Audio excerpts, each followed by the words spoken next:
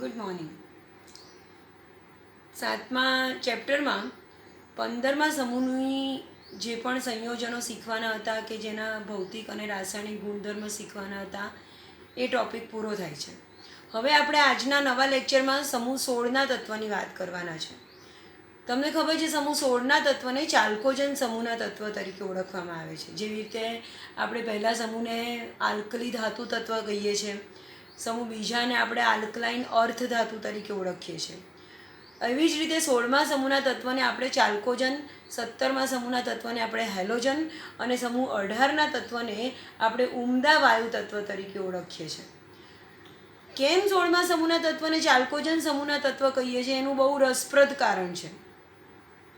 ચાલ્કોજન એટલે એક્ઝેક્ટલી ચાલ્કોજન એ ગ્રીક ભાષામાં પિત્તળને ચાલ્કોજન કહેવાય. પિત્તળ એટલે તમને ખબર છે એ કોપર અને ઝિંકની મિશ્ર ધાતુ છે.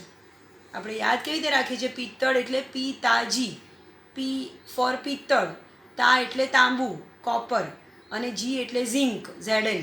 તો કોપર અને ઝિંકની મિશ્ર ધાતુને આપણે પિત્તળ કહીએ છીએ. કોપર એના મોટે ભાગે બધી એની ખનિજ, કોપર જે ખનિજ સ્વરૂપે મળતી હોય એ બધી કોપરની ખનિજ એ મોટે ભાગે 16મા સમૂહના તત્વ એમાં હોય છે. કોપરની કોઈ ખનિજ હોય, દાખલા તરીકે કોપર કાર્બોનેટ CuCO3, તો એમાં ઓક્સિજન હોય. કોપરની સલ્ફાઇડ ખનિજ લઈએ Cu2S, તો એમાં સલ્ફર હોય. એટલે કોપરની જે પણ ખનિજ હોય છે એમાં મોટે ભાગે 16મા સમૂહના તત્વ oxygen, sulphur, selenium, tellurium, polonium એ બધા હાજર હોય છે. તો એ કોપરની મિશ્ર ધાતુ, સૌથી અગત્યની મિશ્ર ધાતુ પિત્તળ, અને પિત્તળના નામ પરથી 16મા સમૂહના તત્વને આપણે ચાલ્કોજન સમૂહના તત્વ તરીકે ઓળખીએ છીએ. બહુ રસપ્રદ કારણ છે. 16મા સમૂહની આપણે આગળ વાત કરીએ તો ચાલ્કોજન સમૂહમાં oxygen, sulphur, selenium, tellurium, polonium અને લિવરમોનિયમ આટલા તત્વનો એમાં સમાવેશ થાય છે. ચાલ્કોજન સમૂહમાં oxygen, sulphur, selenium, tellurium, polonium અને લિવરમોનિયમ. આ જે લિવરમોનિયમ છે એ હાલમાં શોધાયેલું તત્વ છે, એટલે એના વિશે આપણે બહુ ડીપમાં ભણવાનું નથી. યાદ આપણે કેવી રીતે રાખીએ છીએ? યાદ રાખો છો તમે, ઓ સબ સ્ટાઇલ સે ટીપો લોગ. ઓ એટલે ઓક્સિજન, સ્ટાઇલનો એસ એટલે સલ્ફર, સેલેનિયમ એસી સેલેનિયમ, ટીઈ ટેલુરિયમ અને ટીપો પોલોનિયમ, સબ લોગ એટલે એલવી લિવરમોનિયમ. તો ઓ સબ સ્ટાઇલ સે ટીપો લોગ એટલે તમને 16મા સમૂહના બધા જ તત્વ યાદ રહી જશે. એ ટ્રીક છે 16મા સમૂહના તત્વના નામ યાદ રાખવાની. એના પરમાણુ ક્રમાંકની વાત કરું તો ઓક્સિજનનો પરમાણુ ક્રમાંક 8 છે. હવે ક્રમશઃ તમે 8, 18, 18, 32 અને 32 ઉમેરતા જશો એટલે તમને સમૂહના બાકીના તત્વનો પરમાણુ ક્રમાંક મળતો જશે. ઓક્સિજનનો 8, એમાં 8 ઉમેરો. સલ્ફર એનો 16, એમાં 18 ઉમેરો. સેલેનિયમ એનો પરમાણુ ક્રમાંક છે 34, ફરીથી 18 ઉમેરો. તો ટેલુરિયમ એનો પરમાણુ ક્રમાંક છે 52, હવે 32 ઉમેરો. પોલોનિયમ એનો પરમાણુ ક્રમાંક છે 84 અને બીજા 32 ઉમેરો. તો લિવરમોરિયમ એનો પરમાણુ ક્રમાંક છે 116.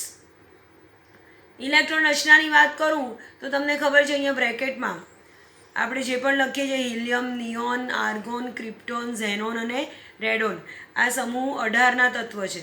અહીંયા પહેલો આવર્ત પૂરો થયો, બીજો આવર્ત પૂરો થયો, એવી રીતે આપણે ઇલેક્ટ્રોન રચના લખીએ છીએ. તો ઓક્સિજનની ઇલેક્ટ્રોન રચના લખીશું હિલિયમ 2s2 2p4. એ બીજા આવર્તનું તત્વ છે એટલે 2s2 2p4. ત્રીજા આવર્તના તત્વમાં 3s2 3p4. ચોથા આવર્તમાં સેલેનિયમની ઇલેક્ટ્રોન રચનાની વાત કરું તો આર્ગોન 4s2 4p4. પણ ખબર છે કે 4s2 અને 4p4ની વચ્ચે 3dના 10 ઇલેક્ટ્રોન ભરાય છે, એટલે સેલેનિયમની ઇલેક્ટ્રોન રચના હું લખું છું આર્ગોન 4s2 3d10 4p4. એવી રીતે ટેલુરિયમની ઇલેક્ટ્રોન રચના લખીશ ક્રિપ્ટોન 5s2 5p4, પણ 5s2 5p4ની વચ્ચે 4dના 10 ઇલેક્ટ્રોન ભરવાના. પોલોનિયમની વાત કરું, પરમાણુ ક્રમાંક 84, તો એની ઇલેક્ટ્રોન રચના છે ઝેનોન 6s2 6p4, પણ 6s2 અને 6p4ની વચ્ચે છઠ્ઠા આવર્તમાં એફ કક્ષકની પણ શરૂઆત થઈ જાય. એટલે 6s2 પછી 4fમાં 14 ઇલેક્ટ્રોન જાય, પછી 5dમાં 10 ઇલેક્ટ્રોન ભરાય અને પછી 6pમાં 4 ઇલેક્ટ્રોન જાય. અને એવી જ રીતે જો હું લિવરમોનિયમની વાત કરું તો રેડોન 7s2 7s પછી 5fમાં 14 ઇલેક્ટ્રોન ભરાય, પછી 6dમાં 10 ઇલેક્ટ્રોન જાય અને પછી 7p4 ઇલેક્ટ્રોન રચના. તો ચાલ્કોજન સમૂહના તત્વની સામાન્ય ઇલેક્ટ્રોન રચનાની વાત કરીએ તો NH2NP4. હું એની સામાન્ય ઇલેક્ટ્રોન રચના લખું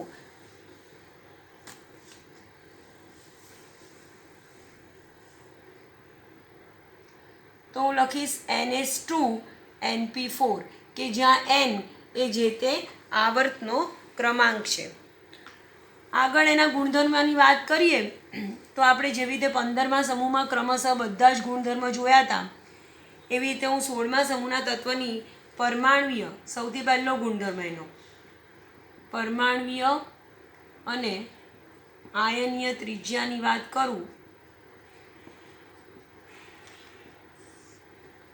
તો ઓક્સિજન, સલ્ફર, સેલેનિયમ, ટેલુરિયમ અને પોલોનિયમ સમૂહમાં ઉપરથી નીચે તરફ જઈએ તો નવો ઉમેરાતો ઇલેક્ટ્રોન નવી કક્ષામાં દાખલ થાય છે.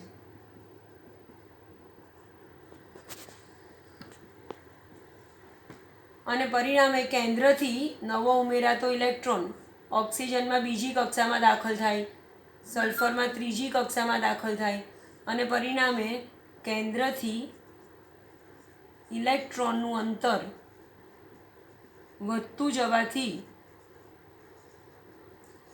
સમૂહમાં ઉપરથી નીચે તરફ જાઓ એમ આયનીય અને પરમાણ્વીય ત્રિજ્યામાં વધારો થાય છે. નિયમ પ્રમાણે જે થવું જોઈએ એવું થાય છે, આમાં કોઈ અપવાદ નથી.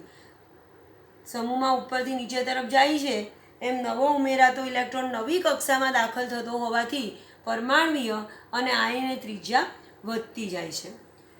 એના પછી આપણે બીજો મુદ્દો જોઈએ છે એની આયનીકરણ એન્થાલ્પી. આયનીકરણ એન્થાલ્પી તમારો જો કોન્સેપ્ટ ક્લિયર છે 11મા ધોરણમાં તો આમાં તમારે બહુ વિચારવાની જરૂર નથી. તમને ખબર જ છે કે આયનીકરણ એન્થાલ્પી કે જેને આપણે delta IH ionisation enthalpy delta IH સંજ્ઞા વડે બતાવીએ છીએ અને આપણે આયનીકરણ એન્થાલ્પી કહીએ છીએ. અને આયનીકરણ એન્થાલ્પી કોને કહેવાય તો તટસ્થ વાયુરૂપ પરમાણુમાંથી ઇલેક્ટ્રોન ગુમાવવા આપવી પડતી ઉર્જા એને આપણે એની આયનીકરણ ઉર્જા કે આયનીકરણ એન્થાલ્પી કહીએ છીએ. હવે સમૂહમાં ઉપરથી નીચે તરફ જાઓ, oxygen, sulphur, selenium, tellurium, polonium, હમણાં જ જોયું કે કદ વધતું જાય અને કદ વધતું જાય એટલે કેન્દ્રથી ઇલેક્ટ્રોનનું અંતર વધતું જાય એટલે કેન્દ્રનું ઇલેક્ટ્રોન પ્રત્યેનું આકર્ષણ ઘટવાને કારણે કદ વધે, દૂર જતો જાય ઇલેક્ટ્રોન એટલે આ કેન્દ્રનું જે આ ઇલેક્ટ્રોન પ્રત્યેનું આકર્ષણ હતું એ ઘટતું જાય અને આકર્ષણ ઘટવાને કારણે ઇલેક્ટ્રોન ગુમાવવા માટે આપવી પડતી ઉર્જા કે જેને આપણે આયનીકરણ એન્થાલ્પી ડેલ્ટા IH કહીએ છીએ એ ઘટતી જાય.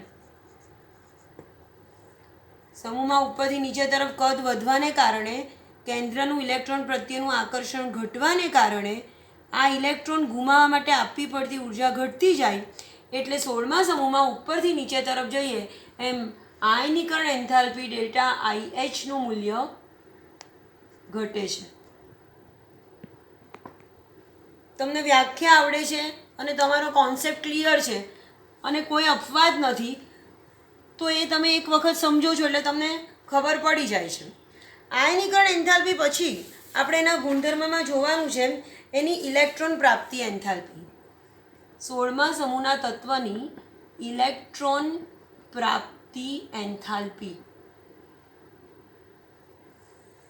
ઇલેક્ટ્રોન ગેઇન એન્થાલ્પી, જેને આપણે ડેલ્ટા EGH સંજ્ઞા વડે બતાવીએ છીએ. ઇલેક્ટ્રોન ગેઇન એન્થાલ્પી કે જેને આપણે ડેલ્ટા EGH કહીએ છીએ. જેમ ઇલેક્ટ્રોન ગેઇન એન્થાલ્પીની હું વ્યાખ્યા આપું તો વાયુરૂપ તટસ્થ પરમાણુમાં ઇલેક્ટ્રોન દાખલ થવાથી થતો ઉર્જાનો ફેરફાર, આને આપણે ઇલેક્ટ્રોન ગેઇન એન્થાલ્પી કહીએ છીએ. અને જેમ ઇલેક્ટ્રોન પ્રત્યેનું આકર્ષણ વધારે એમ ડેલ્ટા EGHનું ઋણ મૂલ્ય એટલે કે ઉત્પન્ન થતી ઉર્જા વધતી જાય. તમે 11th આનો કોન્સેપ્ટ બહુ વ્યવસ્થિત રીતે શીખી ગયા છો. જેમ કેન્દ્રનું ઇલેક્ટ્રોન પ્રત્યેનું આકર્ષણ વધારે હોય એમ ઇલેક્ટ્રોન દાખલ થવાથી ઉત્પન્ન થતી ઉર્જા વધે, અને ઉર્જા ઉત્પન્ન થાય છે એટલે એનો ડેલ્ટા H આપણે નેગેટિવ લઈએ છીએ. તો જેમ ડેલ્ટા EGHનું મૂલ્ય વધતું જાય, આપણે એનું મૂલ્ય હંમેશા ઋણ ટર્મ્સમાં લઈશું. હવે હું 16મા સમૂહના તત્વની વાત કરું તો ઓક્સિજન, સલ્ફર, સેલેનિયમ, ટેલુરિયમ અને પોલોનિયમ. લિવરમોનિયમને આપણે ગણતરીમાં અહીંયા નથી લેતા. તો તમને ખબર છે કે ઓક્સિજન કરતાં સલ્ફર, એના કરતાં સેલેનિયમ ઉપરથી નીચે જ આવે, એનું કદ વધતું જાય છે. કદ વધે એટલે ઇલેક્ટ્રોનનું કેન્દ્ર પ્રત્યેનું આકર્ષણ ઘટે છે. કદ વધ્યું એટલે ઇલેક્ટ્રોનનું કેન્દ્ર પ્રત્યેનું આકર્ષણ ઘટે છે. તો હું ઓક્સિજનમાં ઇલેક્ટ્રોન દાખલ કરું અને O- બને તો અહીંયા ઉત્પન્ન થતી ઉર્જા વધારે હોવી જોઈએ. જેટલું કેન્દ્રનું ઇલેક્ટ્રોન પ્રત્યેનું આકર્ષણ પ્રબળ એટલો ઇલેક્ટ્રોન દાખલ થવાથી ઉત્પન્ન થતી ઉર્જા વધારે, અને એટલું ડેલ્ટા Hનું ઋણ મૂલ્ય વધારે. જ્યારે અહીંયા પોલોનિયમની વાત કરું કે સમૂહમાં ઉપરથી નીચે તરફ જવું, એમ કેન્દ્રનું આકર્ષણ ઘટતું જાય છે ઇલેક્ટ્રોન પ્રત્યેનું, અને એટલે ડેલ્ટા EGHનું ઋણ મૂલ્ય ઘટતું જાય. આવું થવું જોઈએ. જેમ આપણે સમૂહમાં ઉપરથી નીચે તરફ જઈએ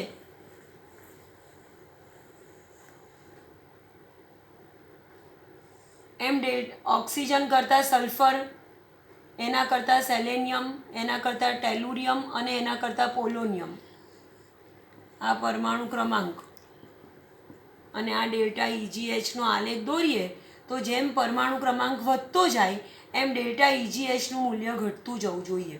આવો નિયમ પ્રમાણે આલેખ આવવો જોઈએ. પણ આલેખ આપણને એનો આવો મળે છે. ઓક્સિજનની ડેલ્ટા EGHનું ઋણ મૂલ્ય સલ્ફરની ડેલ્ટા EGHના મૂલ્ય કરતાં ઓછું મળે છે. પહેલાં સૌથી વધારે ઇલેક્ટ્રોન ગેઇન એન્થાલ્પી સલ્ફરની મળે છે, પછી ઓક્સિજનની, પછી સેલેનિયમ, ટેલુરિયમ, પોલોનિયમ.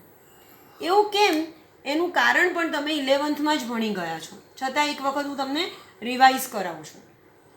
ઓક્સિજનની ઇલેક્ટ્રોન રચના છે હિલિયમ 2s2 2p4, અને સલ્ફરની ઇલેક્ટ્રોન રચના છે નિયોન 3s2 3p4. હવે જ્યારે નવો ઇલેક્ટ્રોન દાખલ કરવાનો છે તો ઓક્સિજનમાં નવો ઇલેક્ટ્રોન 2p કક્ષકમાં જશે. નવો ઇલેક્ટ્રોન આ 2pમાં જશે, 2p5 થઈ જશે. અને સલ્ફરમાં નવો ઇલેક્ટ્રોન 3p કક્ષકમાં જશે, 3p5 થઈ જશે. 2p કક્ષક એ કેન્દ્રની વધારે નજીક છે,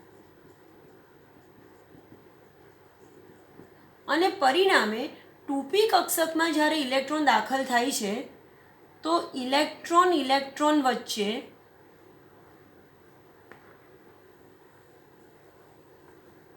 ટુપી કેન્દ્રની નજીક હોવાથી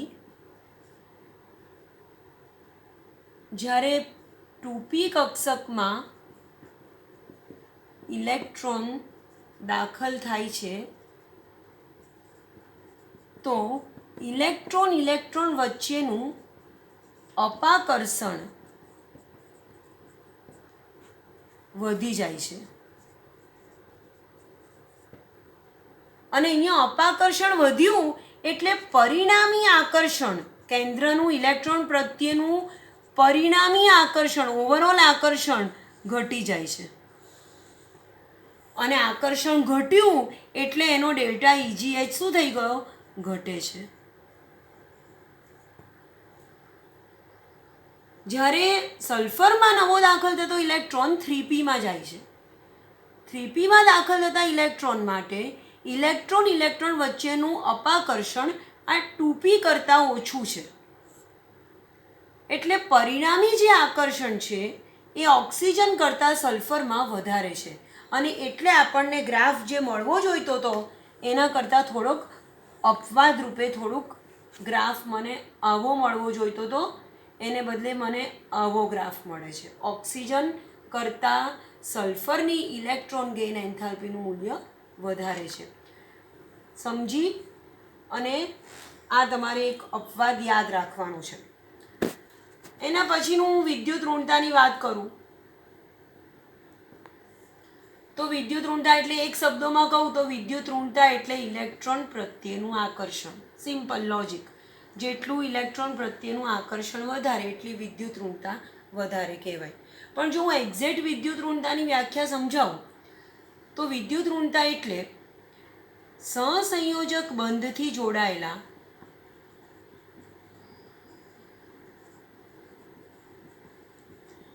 બે પરમાણુના કેન્દ્ર વચ્ચેના બંધકારક ઇલેક્ટ્રોન યુગ્મ પ્રત્યેનું કેન્દ્રનું આકર્ષણ. આને આપણે વિદ્યુત ઋણતા કહીએ છીએ. દાખલા તરીકે ઉદાહરણ આપું તો હાઇડ્રોજન અને ક્લોરીનની વાત કરું તો હાઇડ્રોજનની બાહ્યતમ કક્ષામાં એક ઇલેક્ટ્રોન છે અયુગ્મિત 1s1 અને ક્લોરીનનું લુઈસ બિંદુ નિરૂપણ કરવું તો એની પાસે 2, 2, 4, 2, 6 આ 6 એટલે 3 લોન પેર અને એક અયુગ્મિત ઇલેક્ટ્રોન અને બંનેના એક એક અયુગ્મિત ઇલેક્ટ્રોન વચ્ચે ઇલેક્ટ્રોનની ભાગીદારી થઈ અને આ જે બંધ બન્યો એ સહસંયોજક બંધ થયો. તો આ સહસંયોજક બંધથી જોડાયેલા એટલે આ બંને સહસંયોજક બંધથી જોડાય છે બે પરમાણુના કયા કયા? હાઇડ્રોજન અને ક્લોરીન. કેન્દ્ર વચ્ચેના બંધકારક ઇલેક્ટ્રોન યુગ્મ. આ તો અબંધકારક છે, આ અબંધકારક ઇલેક્ટ્રોન યુગ્મ કહેવાય. આ પણ લોન પેર અથવા તો અબંધકારક ઇલેક્ટ્રોન યુગ્મ કહેવાય. પણ આ જે ઇલેક્ટ્રોન યુગ્મ છે એ કેન્દ્ર વચ્ચેનું બંધકારક ઇલેક્ટ્રોન યુગ્મ છે. અને આ બંધકારક ઇલેક્ટ્રોન યુગ્મ પ્રત્યેનું આ બે કેન્દ્રનું આકર્ષણ. તો તમને ઓબ્વિયસ કે આ હાઇડ્રોજન પાસે તો આ બે ઇલેક્ટ્રોનને આકર્ષવા માટે ખાલી એક જ પ્રોટોન છે. હાઇડ્રોજન પાસે પ્રોટોન કેટલા? એક પ્રોટોને આ બે ઇલેક્ટ્રોનને આકર્ષવાના છે. ક્લોરીનનો પરમાણુ ક્રમાંક 17 છે એટલે ક્લોરીન પાસે 17 પ્રોટોન છે આ બે ઇલેક્ટ્રોનના આકર્ષણ માટે. એટલે સ્વાભાવિક ક્લોરીનનું આકર્ષણ હાઇડ્રોજન કરતાં વધારે હોય એટલે બે ઇલેક્ટ્રોન ક્લોરીન તરફ આકર્ષાય છે અને પરિણામે ક્લોરીનની વિદ્યુત ઋણતા હાઇડ્રોજનની વિદ્યુત ઋણતા કરતાં વધારે કહેવાય. વિદ્યુત ઋણતા એટલે ઇલેક્ટ્રોન પ્રત્યેનું આકર્ષણ. બેમાંથી કમ્પેરિટિવલી જેનું ઇલેક્ટ્રોન પ્રત્યેનું આકર્ષણ વધારે હોય એની વિદ્યુત ઋણતા વધારે કહેવાય. તો અહીંયા ઉદાહરણ તરીકે ક્લોરીનની વિદ્યુત ઋણતા વધારે છે. હવે આપણે 16મા સમૂહની વિદ્યુત ઋણતાની વાત કરીએ તો ઓક્સિજન, સલ્ફર, સેલેનિયમ, ટેલુરિયમ અને પોલોનિયમ કદ વધતું ગયું તો કેન્દ્રનું ઇલેક્ટ્રોન પ્રત્યેનું આકર્ષણ સમૂહમાં ઉપરથી નીચે તરફ જતા ઘટતું જાય છે અને એટલે વિદ્યુત ઋણતામાં ઘટાડો થાય છે. સમૂહમાં ઉપરથી નીચે તરફ જઈએ એમ ચાલ્કોજન સમૂહના તત્વમાં કે 16મા સમૂહના તત્વમાં વિદ્યુત ઋણતામાં ઘટાડો થાય છે. હવે એનું હજી આના થોડાક ભૌતિક ગુણધર્મ અને થોડાક કોમન સામાન્ય ગુણધર્મ બાકી છે, એ આપણે આના પછીના લેક્ચરમાં જોઈશું. Thank you.